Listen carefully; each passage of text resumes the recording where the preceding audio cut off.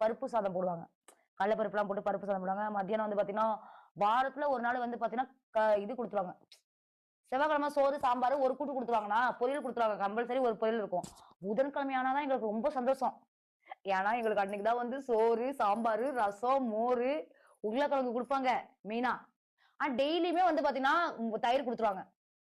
புதன்கிழமை ரசம் குடுப்பாங்க. வியாழக்கிழமை ஆனா கீரை கண்டிப்பா குடுத்துருவாங்க. வாரத்துல ஒரு நாளு. வர்ற அதிகாரிகள் அது எல்லாமே பார்த்துட்டு உங்கள ஏதாவது சொல்லியிருப்பாங்களா? யாரும் எதுவும் சொல்ல மாட்டாங்க. ஓ திவ்யாவா, டிக்டாக் திவ்யாவோ அப்படி அப்படி அப்படியே போயிருவாங்க அவ்வளோதான். அட்வைஸ் பண்ணியிருக்காங்களா? வர சிறை அதிகாரிகள் யாராவது இப்படிலாம் ஏமாப்பாங்க. எனக்கெல்லாம் நெறைய அட்வைஸ் பண்ணிருக்காங்க. ஒழுங்கா போய் இந்த மாரி வீடியோலாம் போடாம, நல்ல பிள்ளையா இருக்க. போய் ஒழுங்கா போய் இந்த மாரி யார்ட்டயும் பேசாத. யார் வம்பு தும்புக்கும் போகாத. ம். யாராச்சும் உன்ன பேசினா கூட எதுவும் பேசாதன்னுலாம் சொல்லிக் குடுத்துருக்காங்க. ம். அதோட ஞாயித்துக்கிழமை ஆனா மதுரை சீரியல்ல வந்து குடுப்பாங்க பாருங்க சாப்பாடு. சோறு, கறி குழம்பு ஒரு கிண்ணத்துல, சாம்பாரு, ரசம் எல்லாமே குடுப்பாங்க. சரி இங்க சாப்பிடாதவங்களுக்குலாம் கேசரி குடுப்பாங்க.